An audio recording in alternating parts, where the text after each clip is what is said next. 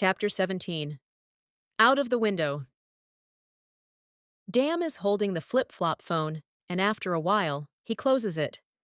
The screen has no more broadcasts from the live video, as it goes black, and in red font, a sign appears that reads, Product Off.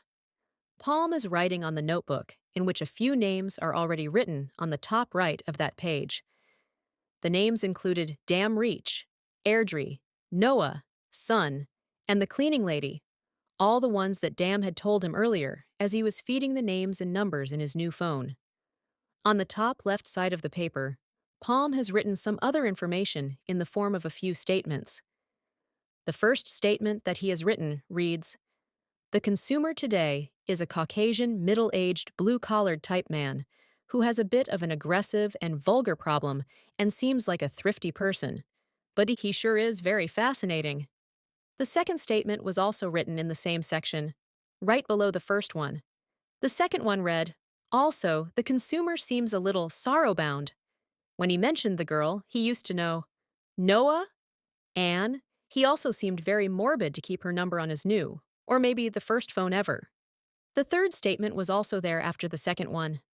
This one read, The name that he was giving to the other girl is so misogynistic. Like just because she is a lady doesn't mean she cleans. Or does she? I need more information about her. And also, the consumer seemed much more excited about her than when he talked about the other girl who made him seemingly sad. The fourth statement is finally the last one, as it reads, New research from the latest consumer. He is untruthful to his companion about the phone address of the one he calls the cleaning lady. There is a possibility that he has strong feelings about her. But why is the companion so concerned about her? Suddenly, a soft beeping noise goes off. Palm looks to his left and sees another computer screen on top of a four-legged table. Palm stops writing and stands up from his chair. When he was about to move, he notices a cat outside a window on his left. The cat doesn't notice Palm as it is busy scratching the window.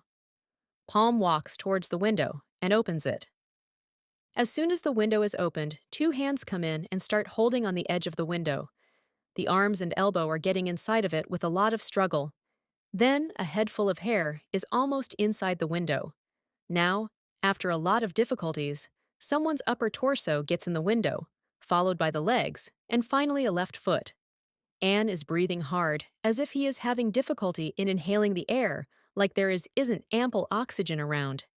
He is lying on his back, while his right foot is still perched on top of the edge of the window. After a short pause, yet still panting, Anne says, Thank God! Anne, slowing, stands back up and goes to the dresser. He opens the top drawer.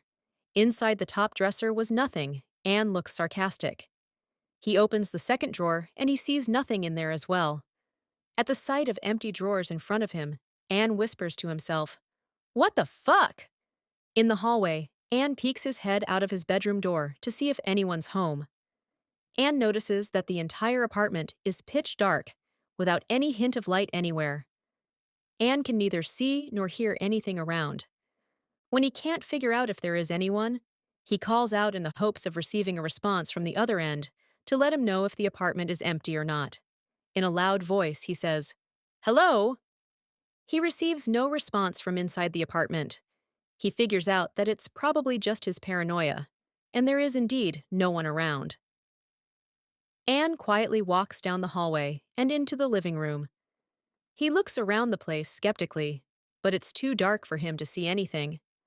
Anne goes to the kitchen slowly, to not hit himself by a piece of furniture or any object lying around. He looks at his sides, as he made his way to the kitchen and then the refrigerator. He opens the door of the refrigerator and finds nothing inside. Anne quietly whispers to himself, Boiler? This time he receives a response as Boiler says from behind his back, Yes? Anne was not expecting this response and gets scared, making him yell. He turns around quickly to look at Boiler standing behind him, close but not too close. He is still at an arm's length and is looking keenly at him. Anne looks at him as he says, Jesus, don't do that. Boiler lets out a long sigh and responds, Sorry. Anne's right hand is closing the refrigerator door without looking at it, as he is still turned around, facing Boiler. Without further ado, Boiler gets to the subject and asks Anne, "By the way, where's my money? And where are your clothes?" Anne doesn't respond for a while, as he starts walking towards the living room. It was a long story, and Anne was too tired to relive the entire day. However, he knows that Boiler is indeed waiting for some sort of answer about his money, if not about his clothes. He looks up at Boiler and says, "I'll get your money soon, and I got robbed." You can tell how much they took. Boiler smiles at Anne as he looks at his condition. Anne asks, "Do you have any clothes I can borrow?" Boiler responds, "Yes, but it will cost you." Anne simply responds in a flat tone, "Just put it on my debt." "Sure," says Boiler, as he points out towards a plastic bag placed on the floor of at one corner in the living room. Anne goes to the bag and sits on his knees to open the bag with ease. It is still too dark for him to see what clothes he's taking out, so he called out and asks, "Can you turn on the lights?" All the lights in the living room and kitchen turn on. Anne is looking inside the plastic bag, through Boiler's clothes, when he suddenly looks up and notices that all his stuff is gone. Anne looks all around the place while he is still crouching at one corner of the living room by the plastic bag, as he says, "I see you sold all my stuff?" Boiler responds without even a hint of remorse, "I threw them all away." Anne looks at Boiler incredulously as he asks, "Why?" Boiler drawls, "Because." Anne asks impatiently, "Because why?" Boiler responds, "Because I was felt like it." A long pause comes from Anne's side. After a while, he manages to say, "Oh." Anne doesn't say anything, and with a last look at his empty apartment, he starts looking inside in the plastic bag again. Boiler notices the stab wounds and dry bloodstains on Anne's back. He can't help but pry. "I noticed your back is all scratched up?" Anne responds without looking towards Boiler, "Yeah, it was a rough morning." Anne finally finds some clothes and retrieves it from the plastic nag. He starts getting up from his crouching position on the floor as he continues, "And I don't want to talk about it." Anne is putting on some dark gray sweatpants, as Boiler says, "You know what? I heard about a guy who was flashing to little girls at the park this morning." Anne is listening to Boiler as he puts on a tie-dyed orange shirt. Once he is done wearing the clothes, he looks up at Boiler and says, "All right, it was a misunderstanding, okay?" Anne looks at the floor again and asks, "So you have any extra shoes?" Boiler shakes his head slightly and says, "No, but I've got some black socks."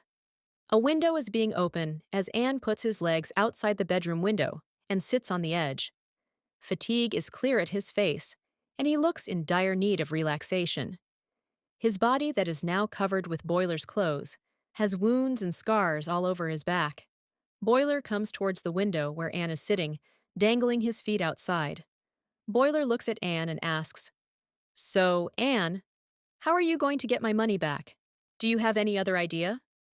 Anne shrugs, and without turning to look at Boiler, he responds, "I can go and ask people I know for money, or con some people, or panhandle." "I don't know, what do you think?" Boiler says in a suggestive tone. "Maybe go back to your original idea?" "We'll see," Anne simply says, as he is now looking down on the other rooftop, and starts speaking again. "I'm a little nervous about doing this again. The first time I did this, I was in a rush, so—" Before he can finish his sentence, Boiler's right hand pushes Anne's back, resulting in him falling off the window. Anne is shouting and yelling as the sound can be heard up where Boiler is standing and watching him fall through the window. A loud thud is heard declaring that Anne has finally reached the ground. Boiler doesn't watch him fall but shouts, "You still alive, Anne?" Boiler looks down at the other roof and notices that Anne is neither moving nor responding. There is a long pause from Anne's side. After a while, Anne shouts back, "Yeah, but I broke."